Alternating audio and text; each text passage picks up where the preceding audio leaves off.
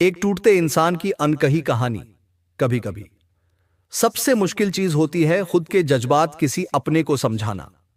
वो अपने जिनके सामने आप हंसते हैं, बातें करते हैं, खाना खाते हैं, लेकिन दिल का बोझ कभी नहीं बांटते, क्योंकि जब भी कहा सुना नहीं गया, समझा नहीं गया।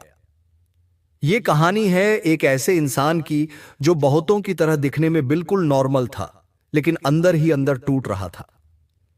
आरव 27 साल का है। एक प्राइवेट कंपनी में काम करता है। हर दिन सुबह 9 बजे की ट्रेन पकड़ता है और शाम को 7 बजे थका हारा घर लौटता है। बाहर से सब कुछ ठीक लगता है। उसके इंस्टा पर मुस्कुराती फोटो, ऑफिस पार्टीज की स्टोरीज और वीकेंड ट्रिप्स की रील्स दिखती हैं। लेकिन कोई नहीं जानता कि रात को वो अपने तकिए में मुंह छुपाकर रोता है। क्यों? क्योंकि उसे कभी लगता था कि उसके घर वाले, उसके दोस्त, उसके अपने उसकी बात समझेंगे, पर हर बार जब उसने अपनी फीलिंग्स एक्सप्रेस की, उसे टाल दिया गया। यार, तू तो बहुत सोचता है, ऐसे ही तो चलता है सबके साथ, तू तो स्ट्रांग है, तुझे क्या स्ट्रेस होगा। धीरे धीरे आरव ने कहना ही छोड़ दिया। एक शाम ऑफिस से लौटते वक्त आरव को पैनिक अटैक आया। ट्रेन में भीड़ थी, धक्का मुक्की हो रही थी, लेकिन आरव को ऐसा लग रहा था जैसे उसकी सांसें बंद हो रही हों। उसने किसी को कॉल किया, मां को। मां, मुझे बहुत अजीब लग रहा है, कुछ समझ नहीं आ रहा। मां बोली, क्या हुआ? खाना खाया ठीक से? नींद पूरी ली थी? आरव कुछ नहीं बोला, फोन काट दिया। उस दिन वो समझ गया उसकी तकलीफ उसके अपनों को समझने लायक नहीं लगती। जब जिनसे आप सबसे ज्यादा जुड़ाव महसूस करते हो वही आपकी बातें हल्के में ले लेते हैं, तो दर्द और गहरा हो जाता है। आरव धीरे धीरे खुद से भी डिस्कनेक्ट होने लगा। अब वो बातें कम करता, हंसना कम करता और सबसे बड़ी बात, उम्मीद कम करता। उसे लगता था शायद मैं ही गलत हूं, शायद मुझे ही ज्यादा महसूस होता है। एक दिन लिंक्डइन पर स्क्रॉलिंग करते हुए आरव ने एक पोस्ट पढ़ा, you are not too sensitive, you are just unheard. उसने उस पोस्ट पर कमेंट किया। अगले दिन एक स्ट्रेंजर का रिप्लाई आया, सेम हियर भाई, मैं भी गुजर चुका हूं इससे। If you ever want to talk, DM me.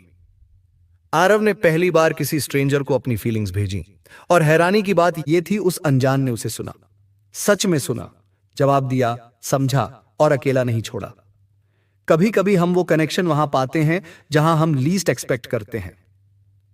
Aarav को एहसास हुआ लोगों का अपना होना उनकी डेफिनेशन से नहीं, आपकी एक्सपीरियंस से तय होता है। जो आपकी बात सुनता है बिना जजमेंट, वही अपना है। और जो बार बार आपको साइलेंस में धकेलता है, वो बस लेबल है रिश्ते का, खून का या समय का। अगर आपको कोई नहीं सुनता, खुद को मत बदलिए, अपनी ऑडियंस बदलिए। अपने इमोशंस को हल्के में मत लीजिए और किसी और को लेने मत दीजिए। इमोशनल पेन उतना ही वैलिड है जितना फिजिकल पेन। आपको कोई सुने ये जरूरी है, पर खुद को सुनना सबसे जरूरी है। थेरेपी, जर्नलिंग या ऑनलाइन कम्युनिटीज मदद लेने में शर्म नहीं होनी चाहिए।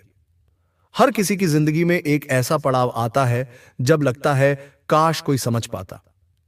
और अगर आप अभी उस पड़ाव से गुजर रहे हो तो जान लो, आप अकेले नहीं हो। कभी कोई समझेगा, कभी कोई सुनेगा, लेकिन तब तक खुद से जुड़ो, खुद को सुनो, बिकॉज सबसे गहरा रिश्ता खुद से होता है।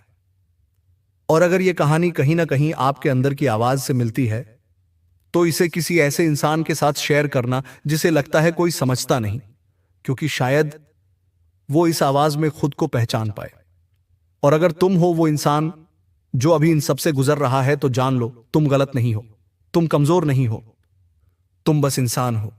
और इंसान महसूस करता है, टूटता है, फिर जुड़ता है।